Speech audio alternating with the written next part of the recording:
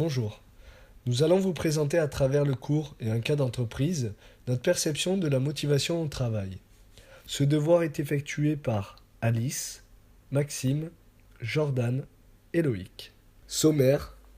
Dans un premier temps, nous aborderons notre stratégie de motivation au sein d'une entreprise, puis nous aborderons le cas de l'entreprise de Jordan, Bureau Veritas. L'évaluation d'une bonne stratégie de motivation en entreprise selon nous. Nous avons déterminé 4 points essentiels qui contribuent à la motivation d'un employé. Les voici. Le système managérial mis en place, l'ambiance et la cohésion de groupe, la reconnaissance et les récompenses, l'organisation et les moyens mis à disposition pour les employés. Petit 1. Le style managérial mis en place. Le style participatif permet de responsabiliser le personnel. Il se sent davantage concerné, pris en compte et impliqué au sein de l'entreprise. Il se sent plus important, pris au sérieux, et donne ainsi le meilleur de lui-même. Ce style de management permet un échange de bons procédés. L'employeur donne davantage d'intérêt à son employé, qui lui rend bien en étant de toute façon plus motivé, impliqué et ainsi plus productif. Petit 2. L'ambiance et la cohésion de groupe. Un salarié passe entre 60 et 70% de sa journée au travail. Ainsi, l'ambiance et la cohésion de groupe sont des éléments extrêmement déterminants de la motivation d'un employé. En effet, vous imaginez partager du temps avec des gens que vous n'appréciez pas? Ou que l'entente et l'ambiance soient froides ou électriques? A fortiori, si l'entente n'est pas au rendez-vous entre les collaborateurs, l'employé n'aura bien évidemment pas envie de se rendre sur son lieu de travail. Un échange, une bonne entente, une entraide mutuelle sont des exemples d'une cohésion d'un groupe de travail et signes de motivation. Petit 3. La reconnaissance et la récompense. La reconnaissance amène à une récompense. Elle est devenue une composante essentielle à la vie au travail. Elle se traduit après une tâche effectuée par le salarié, suite à l'observation des membres de l'organisation de l'entreprise, parce qu'ils auront constaté que le salarié s'implique à l'atteinte de l'objectif avec de l'efficience et va lui retranscrire par des mots comme des félicitations ou par des gestes tels une poignée de main. Par la suite, la reconnaissance donne accès à la récompense. Celle-ci est encore plus gratifiante pour un individu ou un collectif de se voir gratifié de cadeaux, primes ou d'autres propositions. Tout le monde a envie de réussir professionnellement comme peut le prouver la pyramide de Maslow, avec un besoin d'estime ou besoin de s'accomplir. L'organisation et les moyens mis à disposition pour les employés. L'organisation d'une entreprise doit être claire, correctement définie et fonctionnelle. Le salarié doit pouvoir correctement s'y retrouver dans l'organisation. Cela doit le faciliter dans sa recherche d'informations.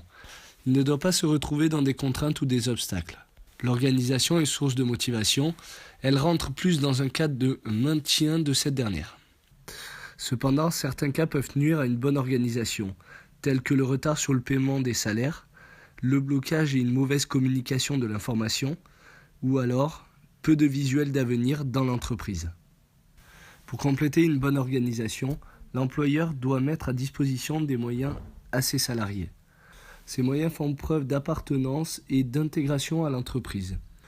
Ce que souhaite l'employeur est d'apporter un confort et des conditions de travail améliorées à son salarié, avec la mise à disposition de véhicules de fonction, de téléphones, un ordinateur portable ou autre outil utile à l'intérêt de la fonction. Enfin, une bonne coordination entre l'organisation interne et une mise à disposition des moyens sont un autre point clé qu'a besoin l'employé pour travailler. Ils sont nécessaires pour lui d'apporter le confort et la sécurité.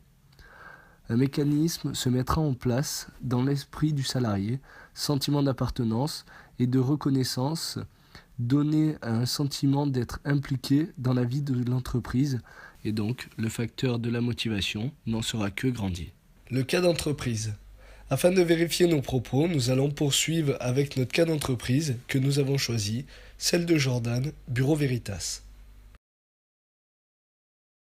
Le management participatif by cellule commerciale. La cellule commerciale est composée d'une équipe de 7 personnes, dont un manager et 6 collaborateurs ayant le poste de commerciaux sédentaires. Typiquement, les tâches à effectuer sont les suivantes. Consulter la boîte mail où arrivent les demandes entrantes et répondre aux attentes des clients. Répondre aux appels entrants. s'informer sur les dernières actualités de l'entreprise et bien évidemment créer ou rédiger des propositions commerciales et les suivre. Le style de management mis en place est un management participatif, comme nous l'avons évoqué précédemment. Dans le cadre de l'entreprise Bureau Veritas, le style de management participatif se définit par un briefing dénommé le point du matin. L'entreprise se réunit autour du manager pour échanger. Ce briefing commence par la communication d'informations sur l'activité de Bureau Veritas, les changements des procédures et bien d'autres. Ensuite, chaque collaborateur prend la parole concernant les tâches effectuées la veille. Cela permet aux managers de savoir s'ils ont pu être réalisés et connaître les éventuelles difficultés rencontrées. C'est l'occasion pour le collaborateur de valoriser son travail à travers cet échange et aussi de partager les informations qu'il relève utiles. Par la suite, en fonction du stock, avec l'aide du manager, les tâches quotidiennes sont votées en fonction des compétences de chacun. En revanche, il est totalement libre pour chaque collaborateur de décider comment il doit gérer ses tâches. En ce qui concerne le management participatif, tout rentre dans le cadre de ce style de management pour notre service. Premier point, l'échange et la cohésion. Comme dans un sport collectif, notre service est uni de personnes. Ces personnes sont là depuis la création de services, c'est des tauliers. L'échange donc se fait naturellement avec les nouveaux de notre service, comme l'intégration de 2 alternants, mais aussi de permettre une dynamique positive avec une ambiance de travail conviviale. Petit 2, la délégation du pouvoir. Nous avons cette opportunité dans notre cadre de travail de ne pas solliciter notre manager constamment. La confiance est au cœur de notre service. Dans certaines situations, pour vous donner l'exemple, nous pouvons signer certains documents à la place du titulaire car il nous donne son pouvoir. Petit 3, le processus de décision. Un des points forts de ce service, l'échange et les débats sont libres. Lorsqu'une décision est à prendre, l'ensemble donc des avis sont pris en considération. Pour vous prendre un exemple de point du matin, le collaborateur est libre d'organiser sa journée en fonction de ce qu'il détermine opportun à effectuer et selon le degré de priorité. Mais aussi au niveau national, lors de consultations du siège pour des modifications structurelles via son CE. La motivation au sein de Bureau Veritas dans l'agence d'Aix-en-Provence et son service commercial. Les valeurs humaines sont l'essence au sein de Bureau Veritas. C'est pourquoi l'entreprise a décidé de mettre en place plusieurs processus de motivation. Nous allons voir la motivation au sein de l'entreprise, mais aussi pour la cellule commerciale. La motivation est un aspect important qui est pris en compte par l'entreprise. Elle permet aux collaborateurs d'apporter ses compétences et de les mettre en œuvre dans ses activités de recherche pour la performance. Nous allons vous présenter comment elles sont mises en œuvre par Bureau Veritas, tout en précisant qu'elles concerneront l'agence d'Aix-en-Provence. La motivation se traduit par un système d'avantages qui permettent aux salariés de bénéficier d'un confort et d'un cadre de travail d'exception proposé par Bureau Veritas. En effet, on peut considérer ces avantages en plusieurs catégories. L'entreprise bénéficie d'un CE au pouvoir important par rapport à la masse salariale qui travaille et s'investit tout au long de l'année pour les salaires. Voyage avec des prix négociés, participation au financement de loisirs ou bien chèque vacances. D'autre part, le groupe de son côté met en place des leviers de motivation pour le salarié. Une évolution de carrière au sein de Bureau Veritas. Prime d'intéressement suite aux bénéfices dégagés par l'entreprise. Mutuelle négociée. 13e mois. Un plan d'épargne d'entreprise, PEE, avec des abondements attractifs. À l'échelle régionale, pour la cellule commerciale, d'autres outils de motivation sont mis à disposition des salariés dans le cadre de leur confort et motivation. Des horaires variables, prime annuelle de performance personnelle, une augmentation du salaire. On comprend donc que l'entreprise Bureau Veritas met en œuvre des nouveaux avantages afin de garantir une sécurité et un confort à ses salariés. Ce qui permet à l'employé d'être vraiment motivé, d'être fier de travailler pour Bureau Veritas, valorisé dans son estime de lui-même et par rapport aux autres, et rester dans l'entreprise. Ce n'est pas forcément le cas lorsqu'on travaille dans une TPE ou une PME, car le nombre de salariés est plus petit. Le CE n'existe pas.